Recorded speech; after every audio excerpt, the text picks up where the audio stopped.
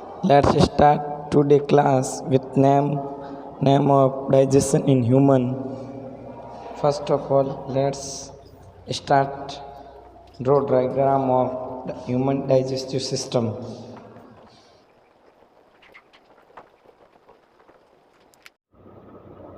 Good afternoon to everybody. Today we will discuss about digestion in humans. आज के इस topic के अंदर आज हम बात करेंगे मनुष्य के अंदर पाचन की प्रक्रिया digestion in human. First of all diagram की बात करते हैं। डाइजेस्टिव सिस्टम के अंतर्गत कौन कौन से ऐसे कंपार्टमेंट्स होते हैं जो मिलकर एक प्रकार से डाइजेस्टिव सिस्टम का पूरा का निर्माण करते हैं, तो पूरी बात हम इस टॉपिक के अंदर आज करेंगे। जैसे कि आपको पता होना चाहिए sir, as you are already familiar with word digestion. Digestion तो सभी जानते हैं, डाइजेशन किसको बोलते हैं। डाइजेशन अगर अपन बात करें, digestion means complex Breakdown of substance complex substance converted into simple simpler substance, it is called digestion. by using digestive juice secreted by inner wall of stomach, small intestine, livers, pancreas. That is why it is called digestion. यानी सरल और simple शब्दों में कहें तो digestion किसको कहेंगे कि भोजन के जटिल अणुओं का सरल और सूक्ष्म अणुओं में टूटना, ब्रेक डाउन क्या कहलाता है, पाचन कहलाता है, डाइजेशन कहलाता है। जैसे कि आपको दिखाई दे रहा है डाइजेशन अपना लॉन्ग पार्ट में कह सकते हैं। जैसे डाइजेस्टिव सिस्टम के अंतर्गत बक्कल कैविटी से लेके लास्ट एंड पॉइंट अपना आता है एनस, इस यहाँ से लेके यहाँ तक ये जो पूरा प्रोसीजर है, सभी ये जो पार्ट्स हैं ये मिलके आपका क्या बनाते हैं, डाइजेस्टिव सिस्टम का निर्माण करते हैं। जैसे कि आप सभी को पता है ये डाइजेस्टिव सिस्टम के अंतर्गत नोट्स हैं, आपको लिखा देंगे, फिलहाल है आपको एक बार समझ लेते हैं। डाइजेस्टिव सिस्टम के अंतर्गत 7 कंपार्टमेंट्स मिलके एक प्रकार से एलिमेंट कैनाल्स, जिसे डाइजेस्टिव ट्रैक्ट कहा जाता है, वे 7 कंपार्टमेंट्स है। फर्स्ट जो अपना है बक्कल कैविटी, जिसे मुख गुहा कहा जाता है। यहाँ से फूड को इंटैक्ट मतलब शरीर के अंदर लिया जाता है। उसके बाद में आप सभी को पता होना चाहिए सेकंड कंपार्टमेंट है ओइसोफिगस, जिसे फूड पाइप भी कहा जाता है। यहाँ से फूड इनमें से होते हुए आगे ग्रेजुअली धीरे धीरे आगे बढ़ता है। नेक्स्ट अपना कंपार्टमेंट है, फर्स्ट हो गया बक्कल कैविटी, सेकंड ओइसोफिगस और थर्ड बात कर रहे हैं अपना स्टोमक। नंबर 3 कंपार्टमेंट्स है डाइजेस्टिव सिस्टम के अंतर्गत जिस एलिमेंट्री कैनाल है वो 7 कंपार्टमेंट्स में बनता है, जिसमें थर्ड नंबर है अपना स्टोमक। अच्छा सर, यहाँ से यहाँ तक भोजन आ गया है स्टोमक में।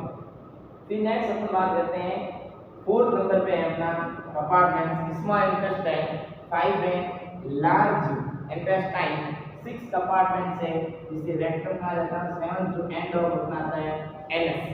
ये सभी कंपार्टमेंट्स मिलके किसका निर्माण करते हैं, एलिमेंट्री कैनाल का निर्माण करते हैं। तो आप सभी को पता होना चाहिए एक एलिमेंट्री कैनाल किन किन से मिलकर बनती है। ये तो हुई बात एलिमेंट्री कैनाल। अब एलिमेंट्री कैनाल के अंदर ये 6 कंपार्टमेंट्स आ गए। First buccal cavity, second oesophagus, third stomach, 4th small intestine, next large intestine, 6 rectum and 7 anus.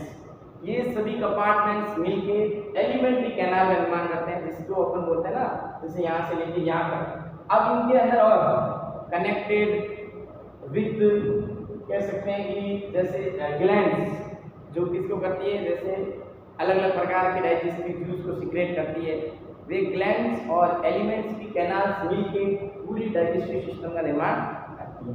अब अपन बात करेंगे कि वास्तव में ये किस तरीके से इसके अंदर पाचन होता है। चलो फर्स्ट अपन बात करते हैं कि सबसे पहले फूड को कौन से पार्ट के द्वारा लिया जाता है, बक्कल कैविटी के द्वारा लिया जाता है, मुख गुहा के अंदर।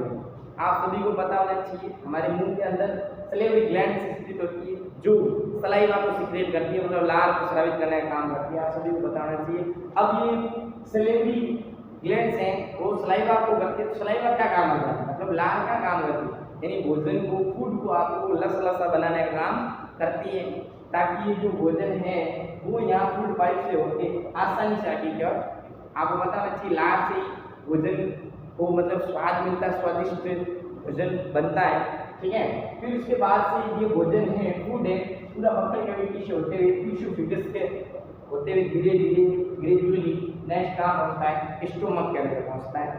एक चीज़ यहाँ पे ध्यान देने की बात ये है कि आप सभी को मैंने बताया कि जैसे डाइजेशन है, उनका पाचन डाइजेस्टिव जूस के द्वारा होता है। अब डाइजेस्टिव जूस कौन सीक्रेटेड करता है, याद रखना, digestive juice first inner wall of stomach, यानी ये आमाशय की आंतरिक भित्ति है, डाइजेस्टिव जूस स्रावित करती है। जैसे भी करीब बताए, इनके अंदर ग्लैंड्स प्रेजेंट होती हैं, जैसे ये क्या करती है, एससीएल, म्यूकस एंड पेप्सिन, इन डाइजेस्टिव जूस को सीक्रेट करती है। और अपन बात करें जैसे पेनक्रियाज है, ठीक है, पेनक्रियाज एंड लीवर और स्मॉल इंटेस्टाइन, इन सभी के अंतर्गत क्या होता है, डाइजेस्टिव जूस सीक्रेट होते हैं।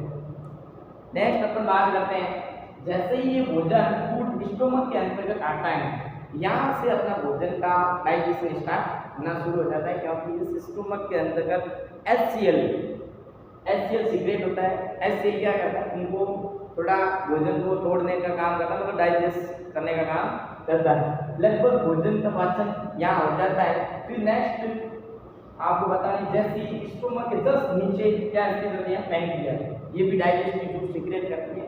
यहाँ से इनमें से होते हुए भोजन स्मॉल इंटेस्टाइन के अंतर्गत आता है। अभी small intestine non small intestine है, लेकिन हमारे शरीर के अंदर लगभग 6 मीटर लॉन्ग होती है स्मॉल इंटेस्टाइन। ये एक क्यूबिक फॉर्म में होती है, ताकि ये कम जगह में अपना पूरा स्थान घेर सके, ठीक है। स्मॉल इंटेस्टाइन, इसके अंतर्गत भी डाइजेस्टिव जूस सीक्रेटेड होते हैं, जिसकी वजह से ही फूड का क्या होता है, डाइजेशन होता है। यानी यह कह सकते हैं अब स्मॉल इंटेस्टाइन तक आते आते लगभग फूड का क्या हो गया है, डाइजेशन हो चुका है। समझ में आ रही बात। नेक्स्ट अपन बात करते हैं, जैसे ही यहाँ से स्मॉल इंटेस्टाइन से लार्ज इंटेस्टाइन में ये फूड आता है, लगभग हो चुका था, थोड़ा कुछ बचा हुआ होता है फूड, वो उनका डाइजेशन हो जाता है, ठीक है। अब जो लगभग भोजन डाइजेशन हो चुका है, उसके बाद में जो अनडाइजेस्टेड जो फूड होते हैं, अनडाइजेस्टेड कह सकते हैं, अनयूजेबल फूड होते हैं, वेस्ट मटेरियल है जो पीछे बच जाता है, वो उनको रेक्टम के अंतर्गत स्थित हो जाता है। एक थैला लाइक स्ट्रक्चर होता है, ठीक है, सभी को पता होना चाहिए रेक्टम, जिसके अंदर वेस्ट अवशिष्ट पदार्थ इकट्ठे हो जाते हैं। अब सभी को पता है कि जैसे भोजन का पाचन हो गया और पीछे अनडाइजेस्टेड फूड बचा है, वो बॉडी से बाहर निकालना, एक्सेप्ट करना भी जरूरी होता है।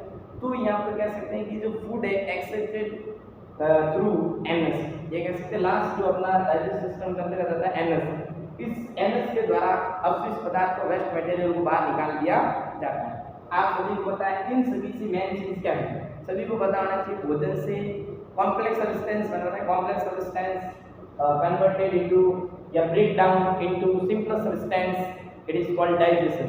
अब यहाँ पे बात करें, जैसे इन सभी से हमें क्या मिला है, कार्बोहाइड्रेट कॉम्प्लेक्स सब्सटेंस होता है, उनका ही क्या होता है, ब्रेक डाउन होता है, और इस कार्बोहाइड्रेट का इसमें चेंजेस हो जाता है, जैसे ग्लूकोज की फॉर्म में, है ना। तो ग्लूकोज से हमें एटीपी रूप में ऊर्जा मिलती है। आप सभी को पता होना चाहिए, जितने भी सारे लिविंग ऑर्गेनिज्म हैं वे सभी भोजन करते हैं। अब आपके सामने क्वेश्चन है, वो भोजन क्यों करते हैं, सभी को पता होना चाहिए, जितने भी सारे लिविंग ऑर्गेनिज्म हैं भोजन करते हैं शरीर की वृद्धि के लिए, अच्छी हेल्थ के लिए, और मेन चीज ये है ऊर्जा के लिए। और जो ऊर्जा है वो भोजन से ही मिलती, एटीपी के रूप में आपको ऊर्जा मिलती। नेक्स्ट अपन बात करते हैं, ये जो पूरा प्रोसीजर था वो एक प्रकार से अपन कह सकते हैं, कुल मिला के ये सभी डाइजेशन इन ह्यूमन कह सकते हैं, मनुष्य के अंदर इनका पाचन होते हैं। आप इनको डायग्राम को ड्रॉ कर लेना। नेक्स्ट जो हमारा जो टॉपिक होगा उसमें आपको हर एक काम बता देंगे। वैसे मैंने आपको बता दिया है, आपको लिखित में, जैसे कि बफल कैविटी के अंदर आ गया, ओएसोफेगस का क्या काम होता है ना, स्टोमक के अंदर क्या काम होता है, स्मॉल इंटेस्टाइन, लार्ज इंटेस्टाइन क्या काम होती है, तो ये सभी आप बताना चाहिए। जैसे कि आप सभी को बताना चाहिए, ये सारे जो पार्ट्स हैं, कंपार्टमेंट्स हैं, मिलके एक प्रकार के डाइजेस्टिव सिस्टम का निर्माण करते हैं। ये छोटा सा लेक्चर था, जिसमें आपको कम से कम समय में डाइजेस्टिव सिस्टम के बारे में बताया गया। Thank you so much for watch and please subscribe this channel. Thank you so much, goodbye, take care.